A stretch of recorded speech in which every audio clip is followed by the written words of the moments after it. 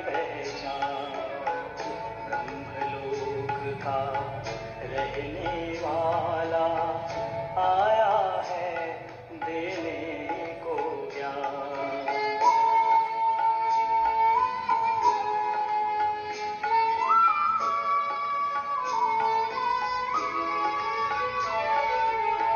प्रकाश कुंड की वो ज्वाला जिसने हर एक ज्योति जगाई, प्रकाश कुंड की वो ज्वाला जिसने हर एक ज्योति जगाई, उनको देखते ही सबने फिर से आत्म रोशनी पाई। उसकी वाणी सुन के बन गए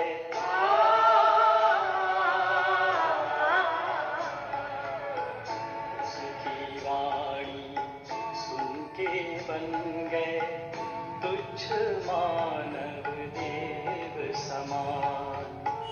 वो था ब्रह्मा के तन में, वो था ब्रह्मा के तन में, किसी किसी ने लिया पहचान।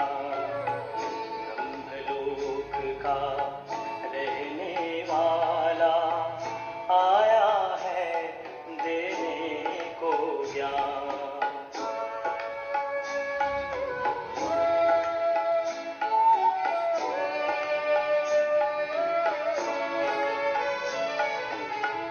शांति धाम निवासी आया सच्चा मार्ग दिखाने।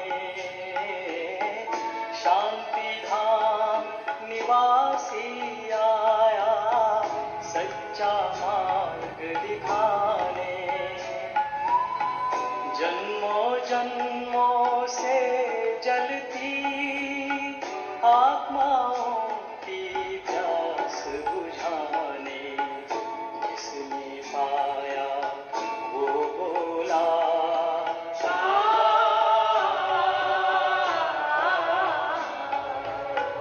जिसने पाया वो बोला धन्य बाबा तेरा ज्ञान।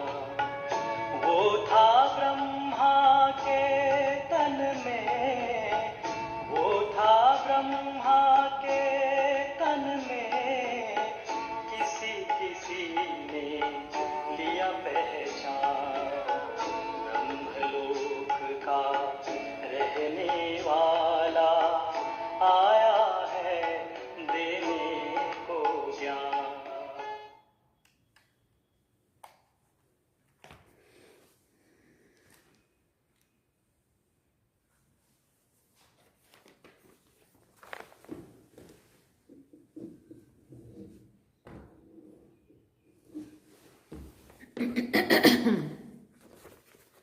ओम शांति। बाबा गुड मॉर्निंग। आज बाबा के 11 मार्च 2023 के महावाक्य हैं। बाबा ने सार में कहा, मीठे बच्चे, ज्ञान और योग बल से पापों के खाते को चुकतो कर नया पुण्य का खाता जमा करना है। योग बल से एवर हेल्दी बनना है। बाबा ने प्रश्न पूछा, संगम युग की विशेषताएं कौन सी हैं जो सारे कल्प में नहीं हो सकती हैं? तो बाबा ने उत्तर में कहा, संगम युग पर ही 5000 वर्ष के बाद आत्मा और परमात्मा का प्यारा मंगल मिलन होता है। यही समय है बाप से बच्चों के मिलन और वर्षा लेने का। बाप सभी आत्माओं के लिए इसी समय ज्ञान देते हैं, सबका लिबरेटर बनते हैं। संगम युग पर ही देवी देवता धर्म की सैपलिंग लगती है। जो दूसरे धर्म में कन्वर्ट हो गए हैं वो निकल आते हैं। सभी अपना अपना पुराना हिसाब किताब चुकतो कर वापस जाते हैं। ऐसी विशेषताएं और किसी युग की नहीं है। ओम शांति। परमपिता शिव का नाम जरूर, परमपिता परमात्मा शिव नाम जरूर लेना है, परंतु परमात्मा अथवा खुदा गॉड तो बहुत ही कह देते हैं, परंतु फादर नाम तो ज़रूर चाहिए ना। फादर का नाम है शिव, निराकार है ना। आत्माएं भी वास्तव में निराकार हैं, यहाँ आकर साकार बनती हैं। कहा जाता है परमपिता परमात्मा वहाँ से बच्चों को अथवा प्रिसेप्टर को भेज देते हैं पार्ट बजाने। अब गॉड फादर जब कहते हैं तो मनुष्य की बुद्धि में लौकिक बाप नहीं आएगा, वो तो अपने बच्चों का फादर है, परंतु हे परमपिता कहने से बुद्धि ऊपर चली जाती है। आत्मा ही याद करती है, जिस्मानी फादर को भी आत्मा ही याद करती है जो जिस्म देते हैं।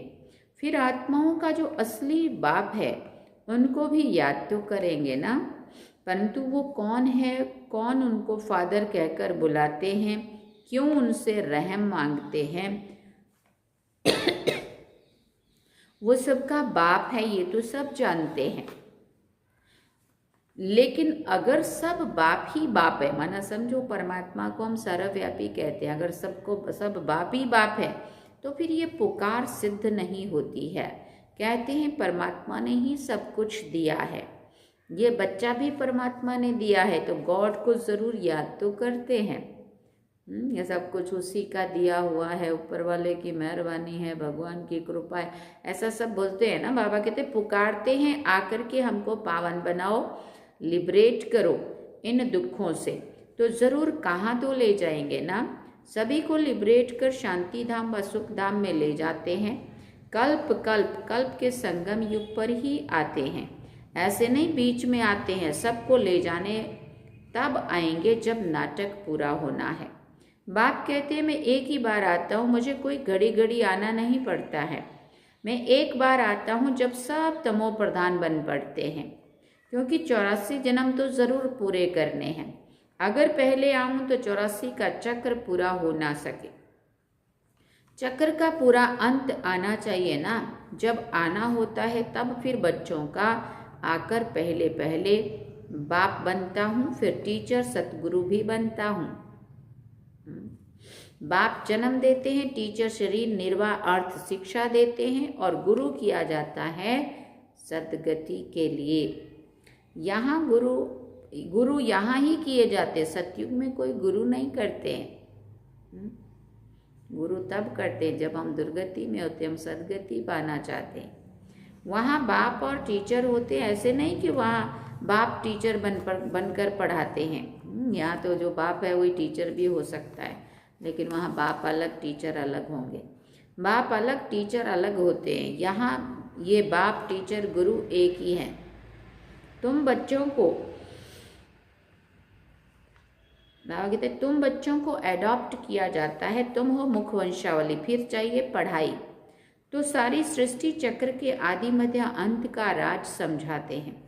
ड्रामा में मुख्य क्रिएटर मुख्य एक्टर कौन कौन है, सारे विश्व के चक्र की नॉलेज बताते हैं। मूल वतन, सूक्ष्म वतन, स्थूल वतन का सारा समाचार देते हैं। ये सारा चक्र कैसे फिरता है, पहले पहले नई दुनिया में कौन कौन आते हैं। पहले पहले तो बच्चों को ये जानना चाहिए कि वो हमारा बेहद का बाप है। ये ब्रह्मा भी कहते हैं हमारा बाप ये शिव है, ब्रह्मा वलद शिव। शिव बाबा भी कहते हैं ये ब्रह्मा बच्चा है, मुझे इनमें प्रवेश करना है। मैंने तो इनको एडॉप्ट किया।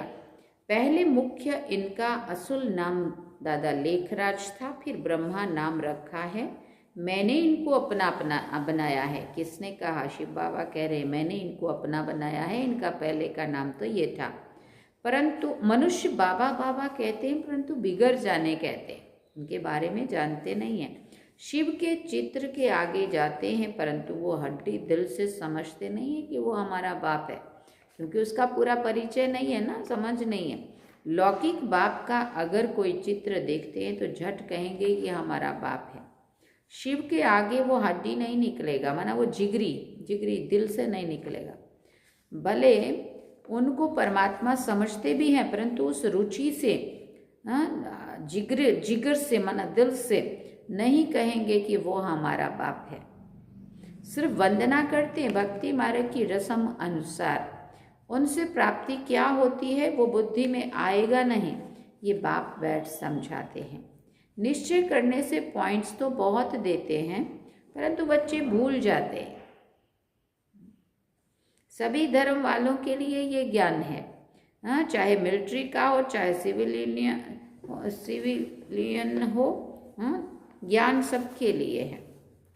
तुम बच्चे जानते हो शिव बाबा हमारा बाप, टीचर और सतगुरु है। ये हमारा बहुत पुराना मिलन है, 5000 वर्ष के बाद आए हैं। इसे आत्माओं और परमात्मा का मंगल मिलन कहते हैं। परमपिता परमात्मा आकर सभी आत्माओं से मिलते हैं। इस समय ही सबका लिबरेटर बनते हैं। सभी तो शिक्षा नहीं लेंगे ना, शिक्षा वो लेंगे जो देवता बनने वाले होंगे। मनुष्य सृष्टि का इतना बड़ा झाड़ है, इनसे सैपलिंग लगाते हैं। आज गवर्नमेंट भी किस्म किस्म की सैपलिंग लगाती रहती है। बाबा भी सैपलिंग लगाते हैं, फिर जो इस कुल के हैं वो निकल आते हैं। जो देवी देवता धर्म का व इस फाउंडेशन वाला होगा वो उनका ही सैपलिंग लगता है। तुम असल देवी देवता धर्म के हो, फिर और धर्मों वालों का सैपलिंग लगेगा। जो कन्वर्ट हो गए होंगे वो निकल आएंगे। किस्म किस्म के मुसलमान, पारसी आदि भी आते तो है ना। अपने दैवी धर्म के झाड़ की सैपलिंग ही लगती रहेगी।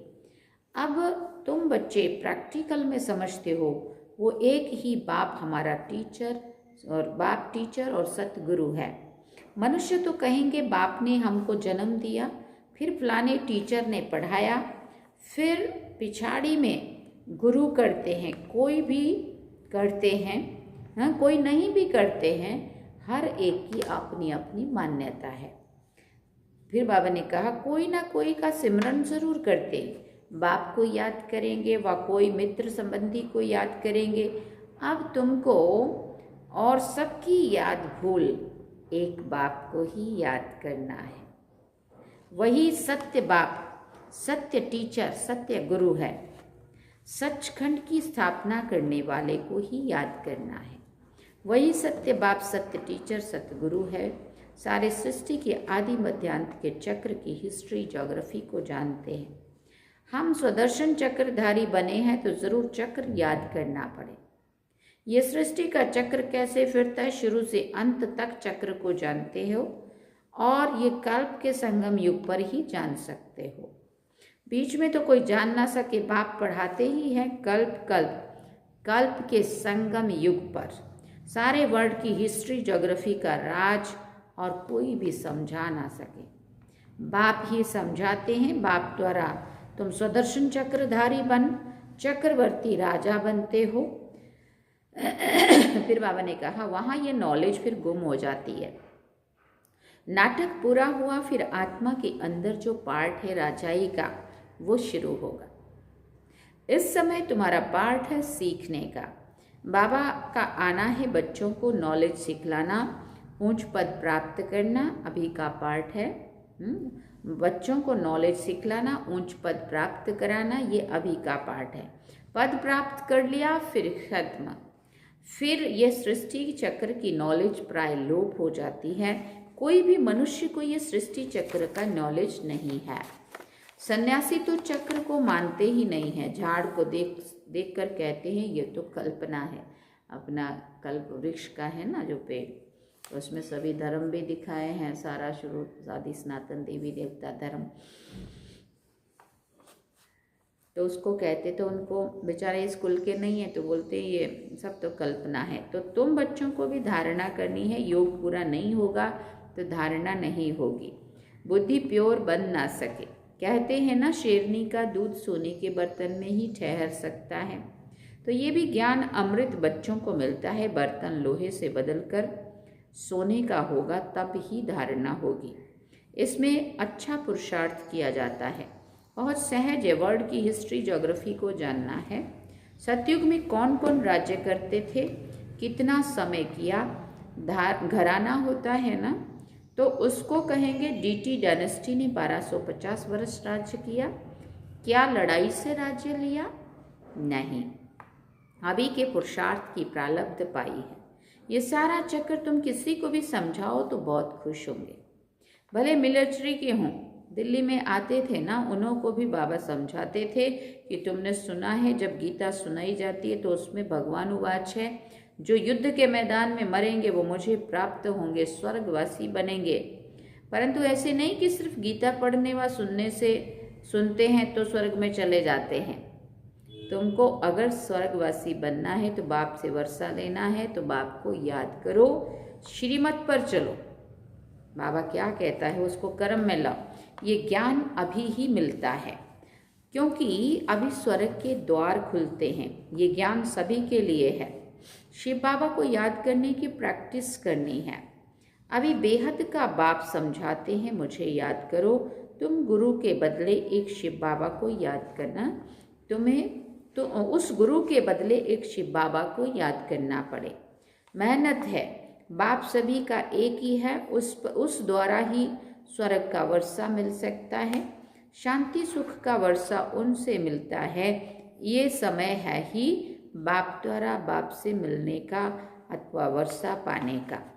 सतयुग में था ही एक धर्म तो अनेक धर्म विनाश, और एक धर्म की स्थापना का काम परमपिता परमात्मा का ही है, दूसरा कोई कर ना सके। जो बाप द्वारा पढ़ते हैं, राजयोग सीखते हैं, वो स्वर्ग में चले जाते हैं। तुम जानते हो अब कलयुग का अंत है, महाभारी लड़ाई भी सामने खड़ी है। जो पढ़ेंगे वही पद पाएंगे, बाकी सब हिसाब किताब चुकतू कर वापिस चले जाते हैं। तुमको अभी प्रैक्टिकल में अपने पापों का खाता चुकतू कर और पुण्य का खाता जमा करना है। जितना जितना ज्ञान और योग में रहेंगे तो पुराना खाता भस्म हो, नया जमा होता जाएगा।